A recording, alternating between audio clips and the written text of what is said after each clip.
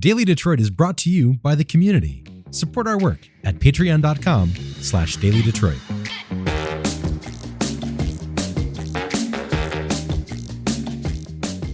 Hello, everyone, and welcome to your Daily Detroit, sharing what to know and where to go in Southeast Michigan. I am Jer Stays, coming to you from just west of Woodward at our studio in Techtown, and plugging in remotely is none other than Mr. Devon O'Reilly. How is the man about town? I'm good, Jer. Also west of Woodward. Glad you could join me on this side. I'm still east of you. Yes, technically. I must abide by the rules and stay west of you, which is easy enough to do today. One bite, everyone knows the rules, right? That's right. Our version. So you've got a pair of where you've been. Yeah, I know we were kind of a little off our usual routine last week, which was great to kind of sit down with me, you, and Norris. But let's get back to the about towning because, man, Detroit has picked up the pace, I would say, Jer. I think leading into and through the draft. And there is just, I feel like it's the old days. It's like, 2015, 2016, 2017 again, where there's just always something new popping up. And there's a couple new places I want to hit quickly. So the Vollmers, actually. Vollmers is a new bar from the creators of Bronx Bar and Queens. So I think many of our listeners know those bars well. They opened up a new spot in the old Park Bar. So do you know where, if I just said the old Park Bar space, you know where that is? Oh, of course. I have so many memories at the Park Bar. It had a circular bar, and I had a friend of mine, every time we would go in there, it'd be like the seagulls in that one movie, be like, Park Bar, Park Bar. So that is reopened. So for those people who may have been over in that area or looking for a bar over there, basically just down the block from Cliff Bell's, next to Cliff Bell's, essentially on Park, of course. There is now a bar there again, and it's in the same sense that kind of Bronx and Queens are pretty much kind of no frills, straightforward. This is a bar. We have drinks. They are reasonably priced. That's what it is. They did some updating to Park Bar, so you'll be familiar with like the bones of the space. So do they still have the round bar? No, they don't, Jer. Okay. It's they still have. It's interesting. I don't know. Maybe there's a reason behind this. Maybe somebody else owned the actual bar, but they basically put in kind of a more modern angular wooden bar that has multiple sides. So still a 3D bar of sorts, but not a circle. More of a geometric shape. I'll throw up some pictures and people can check it out. Yeah, I'm glad to see that because one of the things I enjoy about those styles of bars, whether they're angular or whatever, Two James has a similar situation. You can actually have a conversation with somebody and it's not just like lined up next to each other, but you can actually face somebody a little bit and it's a little bit easier than like craning your neck or having to rotate the whole chair. You know what I mean? Yeah, absolutely. So they've got the angular bar. They've also got some really cool retro furniture, comfy seating in kind of 2s and 4s around in the bar space, so you can kind of relax a little bit. You could come there with a small group. They have some limited outdoor seating as well right now. It's really light, bright in there because they have a lot of windows. So really cool vibe. It definitely like you'll sit there and you really do feel like you're kind of somewhere between the old Park Bar and Queens Bar, which are both favorites of ours, I know. So it's a pretty cool vibe. Again, it's like no nonsense. Like there's nothing, it's not like, oh man, here is a place where you can do this, or it's super, out of the box. It's a really cool bar. And if you're over there, if you're catching a show, probably, I talked to the bartender and they said, it's been kind of slow, but, they started to pick up when they've had shows at the Fox, or at the Fillmore, or even Tigers games. So it's definitely, deep in the heart of Foxtown, as it were. So no nonsense, beers, cocktails, wine. They just were kicking on their food program, so it's kind of a little early to say what they're going to do. But they will have like some burgers, sandwiches, fries, some basic stuff to start, and they'll improve on it because they have that kitchen there from the original Bucharest Grill. This does take me down memory lane, though, and you'll remember this, and there will be Detroiters that listen to this who do. There was a glory time. Like that corner can be completely hopping with people because I just have so many good memories of Bucharest and Park Bar in that space. It broke my heart when it all kind of fell apart because that was just such a cool city experience to grab your shawarma, grab a drink or whatever, and to see that space enlivened again a little bit off of Woodward, which I hope people will, take the adventure and go find it. It's just so much potential in that space. So I'm excited to hear something happening. Yeah, it really was. And the downside of that though is, my curiosity. kind of kicked in when I was over in that area, and it was, let's just say, middle of the week, late afternoon. And I kind of wandered around that area. You know, that used to be, like you said, it was a really hot spot. That was one of kind of like if you did a heat map of like bar traffic downtown 10 years ago, like that would have been hot. And as you know, like Town Pump closed, moved across the street into Old Centaur. I don't know what it's doing these days. It was closed when I walked remember past it. Centaur. Yeah. Oh my. The old Hot Taco is now like some nondescript pizza burger place that literally doesn't have a sign. So it's a little sad. That whole Columbia Street area, again, okay, I'm judging it based on there was no Tigers game that day. The Tigers were away, but like there was 4 or 5 people sitting on the, you know, outside in that whole Columbia Street setup between Frida Beditos and Sahara and all that. So like that was kind of sad. And again, it's late afternoon, weekday, I get it, but like it was like we were in some tumbleweed territory when I was wandering down the street there. You know, here's the thing, and I know people will get mad at me for saying this, and I don't care. I think that it's important we build a city that has a bunch of activity at different times that are not just games. And it just, from my travels, it's just so key to me. And I just hope that at some point we can move that ball. I know there's been a lot of energy on Columbia Street, you know, with their little like brick way that they do over there by the Little Caesars headquarters. But still, when there's not a game, it's not the same. And I really think there's so much potential, unmet potential in that area. And, you know, some residential will be do great over there. I've heard that there's plans, but, you know, they haven't happened yet. And I'm going to leave it at that because I don't want to get too many people mad at me. Yeah, no, I did spot a couple iodent lofts or there's a couple different apartment buildings, but again, not too much stock at this point. So yeah, and then the other place I checked out, a buddy of ours, a friend of the show, Tarun, Kajapeda, who I know has been on before, proprietor of the Shelby and Coffee Down Under, has opened up a new restaurant in Brush Park called Leña. And I got to check it out. It was kind of the sneak preview, friends and family type of situation. And so my wife and I went over the weekend, and it was really cool. It's great. I love to see spaces in Brush Park. It's a very approachable kind of Spanish Catalan. If anyone's ever been to the Catalonian region of Spain where Barcelona is and that area, it's that type of food. So don't just call it a tapas restaurant. It's really not. There's like pinchos, which are like, the way they described it to me, Jer, is not small plates, but fewer items but big bites. You know what I mean? Like what you get is smaller plates of things that maybe take you 2 or 3 bites to eat, but those 2 or 3 bites are like packed with flavor. And packed with like all sorts of great stuff. So they have a lot of those. They have large format plates, so you can get a big, fish skewer. You can get a steak if you want. So you can go larger. They do lean into kind of the small plate format. They've got an amazing pastry chef, Lena Serini, who is from Selden, award-winning pastry chef to do kind of their baked goods program there. And really good cocktail menu, huge Spanish wine list menu. But I really enjoyed some of the cocktails that the team put together. A lot of good whiskey, mezcal, gin, that sort of thing. So I really enjoyed my time. It's super approachable. Again, there was like kids there. It's not like a stuffy place. It's not somewhere that you need to feel like you need to kind of come dressed up or prepare for. Super casual neighborhood restaurant. Very kind of relaxed, comfortable neighborhood vibe. So I really, really enjoyed my time there. We'll be back and recommend that you check it out, Jer. Being a draw in Brush Park is so important. There's some housing and some Airbnbs and things, but like concepts either do really well or they don't. Like Saucy Brew Works just kind of slid in and slid out. So I'm glad to hear something unique, something that you can't get everywhere else. You know what I mean? Yeah, exactly. And I someone was asking me about the difference between this and so La Feria, everyone knows La Feria in Midtown. That's a little more kind of more casual, hole in the wall. This is a larger place. This is a larger space. The food is a little bit of a higher level, certainly from a cocktail bar. And I love La Feria. I'm just trying to kind of give people an idea because it's also a similar type of vibe. But it's the cocktail menu is definitely an elevated kind of experience in terms of the cocktails, the wine list, and it stands to reason with Tarun. He knows this space really well. So you could go there for drinks and small plates. You could go there for a full dinner. They're not open for lunch yet. They're still just open or going to be open, for dinner and at night. But they're also in something you mentioned, Jared, with the Saucy Brew Works. I mean, look, there is probably also something to locals opening up.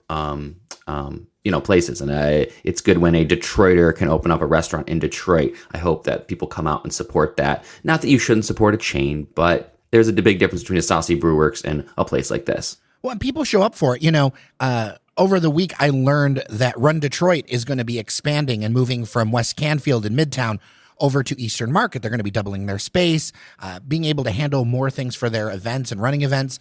And this is the thing that I've kind of learned, is that if you want to make it, in a lot of ways, that local touch, that local connection, being known in the area really matters. And it resonates with people, because if you just have a chain, like, it really feels like downtown Detroit, like downtown is turning into kind of like that Times Square kind of chain. That's where you're going to find a lot of those places.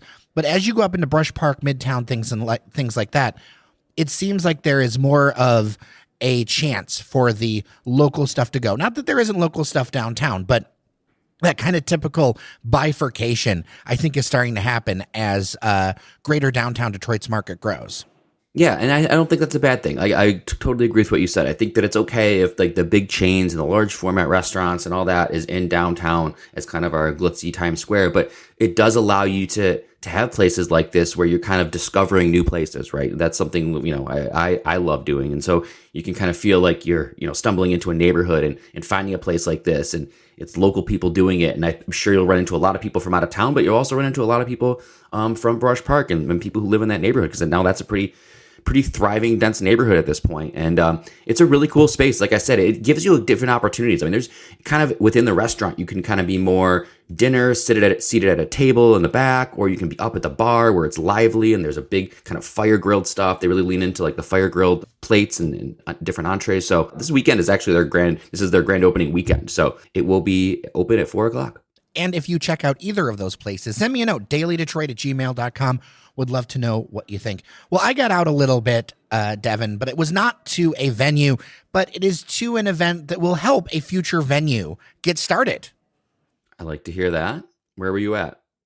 The hatch off at Techtown was last night, and I got to see the finalists. There were 4 finalists for a grant of $100,000. Now, the finalists also are going to get $10,000 regardless. So, Kana, Harry Rich Clothier, Detroit Roller Skate, these were the finalists. Kana, you might know from the Great Food Truck Race, doing Pakistani food. They've been doing pop-ups in Detroit and LA and selling out. Harry Rich Clothier, they do custom clothes that are absolutely crazy and beautiful. And then Detroit Roller Skate Detroit, they are doing roller skating for adults. So, for your health, for all that kind of stuff. So those were the 3 finalists. The grand prize winner for the 100K was actually GLAM Body Scrubs. Now, this is a African-American woman-owned business for basically. Now, I don't use body scrubs, Devon O'Reilly. No, I can't say that I do either. Now, at some point, we're going to be talking to the proprietor in a longer interview, and I have a feeling that I'm going to end up trying my first body scrubs. I don't know much about any of this stuff, so I apologize. But apparently, they're being carried in Target, and what they want to do is take a building that's in the Grandmost Rosedale neighborhood, half of it, rehab it, half of it will be about for manufacturing, and then half of it will be a retail store. And because that retail margin when you sell for yourself is a whole lot better to help grow the business. So that's where that 100K is going to go to. So it was fun. It's good to see so many people out supporting Detroit entrepreneurs. This contest has been around for a while. And it's funny you mentioned LaFeria. LaFeria was part of the Hatch Detroit program. There's so many things, in Detroit. Access to capital is so crucial, and we do have real gaps with it. We have huge gaps with access to capital in the city of Detroit, and programs like Hatch are crucial in making that happen, and it's funded by Comerica Bank. Yeah, Jared, I'm glad you brought that up, because looking at past winners. You mentioned LaFeria's in there, Baobab Fair, 27th Letter Book, Sister Pie, even. So places that have really, gone on to be kind of staples of the city and the community and really successful. And I'm totally with you on that. And obviously, I do a lot of this work in my other job with kind of helping to support small businesses. And you are very correct in saying that competitions, or whatever you want to call them, opportunities like this are really, really important, because oftentimes when people talk about financial support for small businesses, they're talking about like low interest loans and lending and things like that, which is fine, but there's a big difference between a loan and a grant, right? At the end of the day, a low interest loan is fantastic, but it just means that you're paying less above the $100,000 that you took out, which means you still have to pay that back. When you can do grant programs, like pure grant-based funding programs, that's really awesome, because then there's kind of there's no ask back. It's just use this money to better your business, to help achieve your goals, to do what you need to do to make your business as good as it can be. And that kind of like initial funding, Jer, is super important, because when we talk about communities and how businesses are funded, a lot of folks in, let's just say, other cities or suburbs or people in different socioeconomic status, that initial 10,000, 20,000, 50, 100,000, that comes from like their parents, or that comes from like their family. You know what I mean? Maybe an uncle gives them 50 grand. But a lot of these small businesses here, there's no uncle to give them 50 grand or 100 grand or even 10 grand. And so that's that missing gap, is that friends and family that a lot of small businesses kind of start up with doesn't exist in Detroit. And so that's where some of these programs exist to kind of fill that. I work directly on one, the Neighbor Hub program, which we've mentioned on here, which does direct grants to small businesses. I noticed that last year's Hatch winner was Bouncing Around the Motor City, which is an amazing company based off balloons, balloon art, balloon arches, balloon decorations for parties. We gave them a Neighbor Hub grant this year. So a little bit of cross support there. Before we get into a news story or two, we do need to pay a bill. Just so people know. And Daily Detroit is brought to you in part by your Metro Detroit Best Choice Roofing. Whether it's time to replace your roof, repair it, inspect it, or get your gutter cleaned, Best Choice Roofing provides top-notch roofing services tailored to meet the unique needs of Detroit homes and businesses. They serve the region and inside of the city of Detroit, too. And let me tell you, as a city resident, getting contractors to show up, that's the thing. You can call these guys. They will show up. Find out more at bestchoiceroofingdetroit.com. That's bestchoiceroofingdetroit.com, or call 313-474-7031. That's 313-474-7031.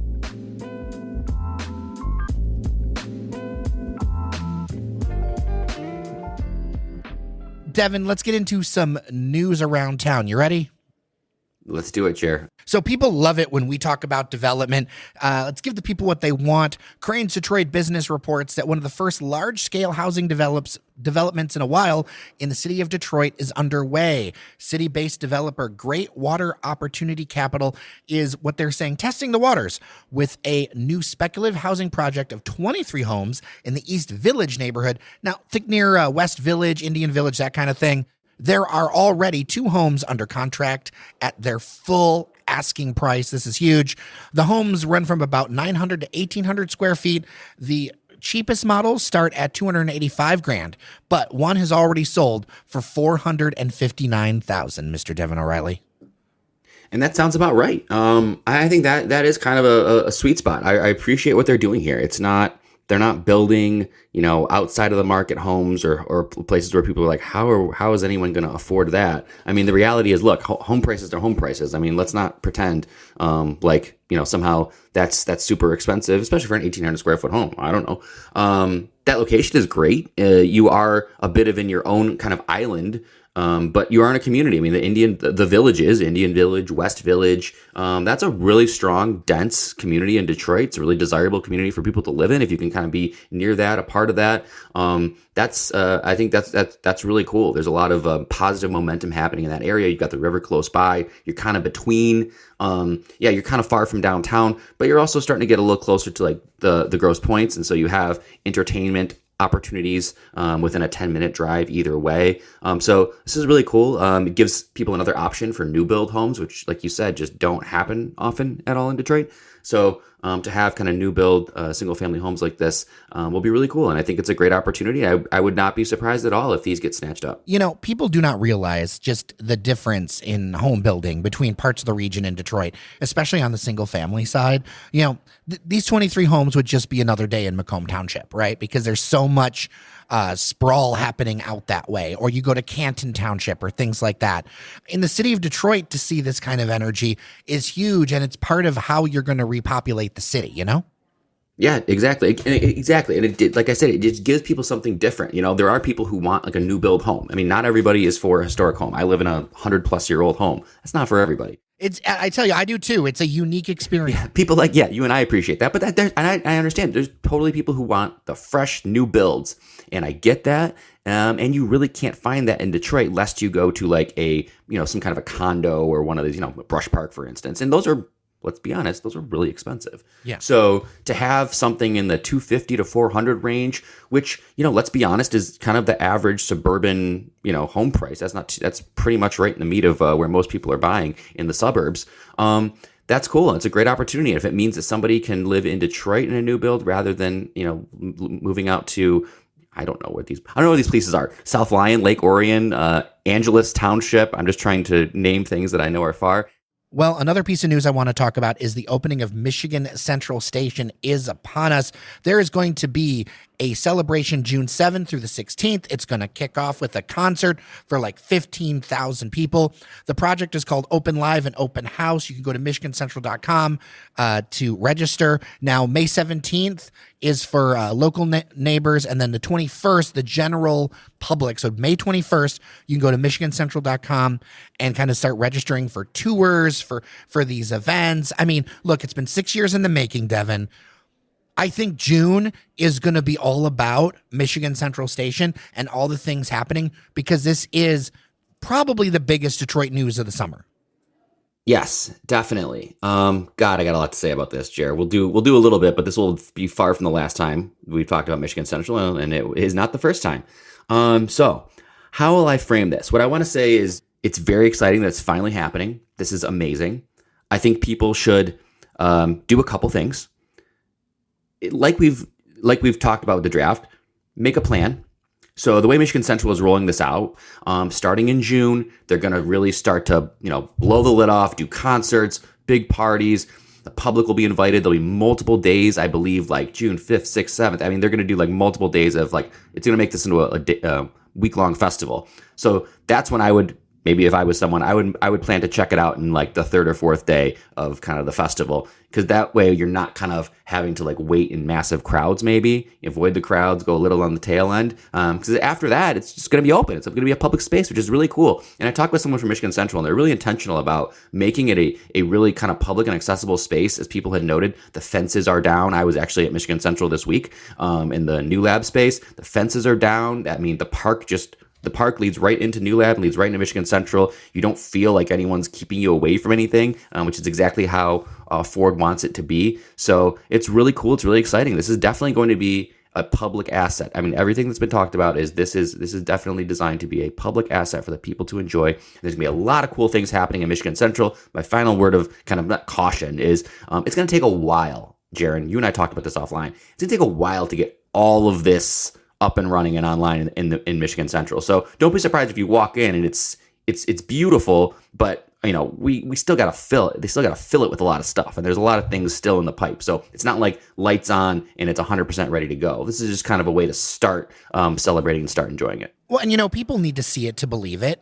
And I think when people go through and tour these spaces, then they'll be like, oh, you know what? I can open up my thing there, right? For restaurants or retail or, the hotel that they're planning. Like you've got to be able to see a space and see yourself inside of it. And that's one of the key lessons as somebody who is like, I'm a big vision guy, right? And like, I can give you ideas the day is long. But in order to get things done, you have to show people it. They've got to be able to see it themselves. And so these tours, this open thing, I don't think they're going to have a problem filling things, but I think it will allow people to be like, oh, I can see myself there. And I think that's super crucial when you're trying to get dollars out of people and get renters and all that kind of stuff. Yes, definitely. Yeah, people have. You said it, Jared. You got to see it to believe it, and this is kind of seeing it. If you can do it here, you can create here.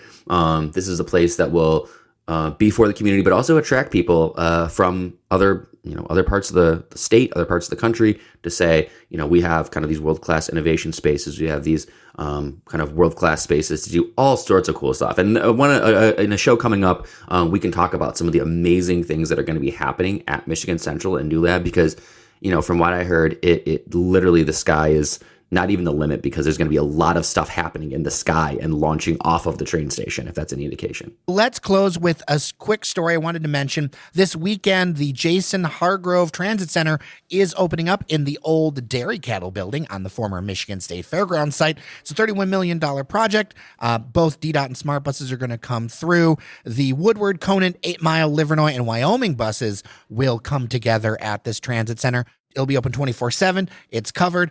There's some climate control. And, of course, there will be police protection, which these are all things for a transit hub. I feel like this is a huge step up. I know I'm sticking at the end of the show. I know that not everybody's into transit, but for me, I think these are the kind of things where you look at and go, okay, good, progress, moving forward. This is fantastic. This is great. This is one more step in the right direction. I'm interested to see if this does move the needle in terms of, does it mean more people will ride? Does it just mean that the people who do ride get a more kind of efficient system? I don't know enough to say, but I'm looking forward to hopefully the positive impacts of this. Yeah, and I always love a good historic rehab as well. There's so much happening up there. There's money going into restoring the Palmer Park fountain, the Merrill Fountain, which actually used to be in downtown Detroit, but now it's Palmer Park. There's money going into that. There's the band shell. Like, there's so much happening up in that corner of the city that it's definitely worth checking out, whether you're a city resident or even if you're in southern Oakland County or whatever. There's just so much cool stuff happening over there right now, and I'm glad to see the momentum. Absolutely. That's what we're all about, Jer. 100%. All right, Devon O'Reilly, so good to talk to you, man. Great to talk to you, Jer. Happy Friday. Hope everyone has a great weekend. Check out somewhere new this weekend. 100%. Well, with that, I am Jer Stays. Thank you so much for listening. Thank you to our sponsors and thank you to our members on Patreon, patreon.com/Daily Detroit. Without local support, we could not do this thing. Also, thank you to everyone behind the scenes, too many to mention, who give their time to make this thing happen. Well, remember to take care of each other. Remember that you are somebody, and we'll see you around Detroit. Talk next week. And the fame that you can achieve what's inside your soul. Someday we'll make it all right. Other days we only can try. Either way, no matter what people say. Either way,